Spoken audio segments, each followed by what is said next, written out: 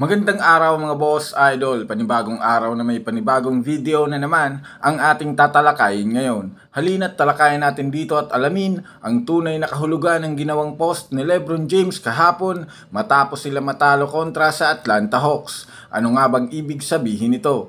Posible bang oras na lamang ang bibilangin dahil nauubos na ang kanyang pasensya o sadyang aalis na siya? Tatalakayin na rin natin dito ang naging record agad ni Coach Doc Rivers sa Milwaukee Bucks na sa ngayon ay may hawak ng 2 talo at wala pang panalo na hindi magandang sinyalis para sa kanila.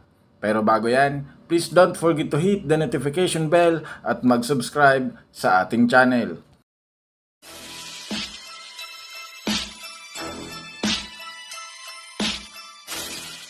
Magandang araw mga boss, idol. Una na nating talakayan ngayon ang balita kay Coach Doc Rivers. Isa na namang laro mga boss, idol ang nasayang ngayong araw ng Milwaukee Bucks matapos nilang mapabayaan matalo sila ng hindi naman kalakasang kupunan na Portland Trail Blazers. Hindi nga nila nadepensahan ng mabuti ang ginawang floater ni Anthony Simons na nagresulta ng kanilang pagkatalo. Sa kasalukuyan mga boss idol ay may 2 talo na agad si Doc Rivers sa Milwaukee Bucks matapos silang matalo ngayong araw. Marami na naman niyang bumabatikos ngayon sa Milwaukee Bucks dahil sa talo nila. Marami nga dito ang nag-e-expect na makukuha nila ang panalo ngunit kabaliktaran ang naging resulta. Kahit man hindi ito ramdam sa kanilang record dahil nasa pangalawang pwesto pa rin naman ito ay patunay lamang mga boss idol na pwede silang matalo ng kahit anumang team ngayon. Dagdag pa nga dito dahil na rin sa kakulangan nila ng depensa sa background kaya napabayaan nila si Simons na maging komportable sa laro.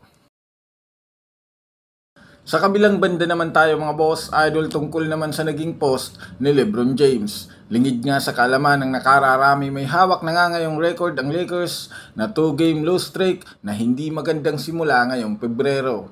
Nasa pang-siyam pa rin naman nga sila ngayon sa standing sa West na kung saan anytime pwede silang malaglag dahil may kalakasan nga ngayon ang kanilang makakatapat.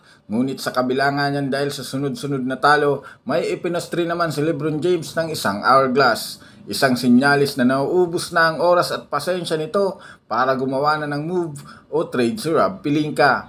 Para nga sa ibang fans, mas gusto nga daw nitong makakuha ng mga bagong player na mas makakatulong sa kanila upang umabante pataas sa standings. Susunod nga nilang makakalaban mga boss idol ang Boston Celtics bukas ng umaga at kung sakali mang matalo sila, babagsak na nga sila muli sa pang-10. Kung wala ngang gagawing pagbabago o adjustment si Coach Darvin Ham, panibagong problema na naman ang kanilang haharapin. Gaya nga ng Golden State Warriors, trade rin na lamang ang magsasalba sa kanilang kampanya.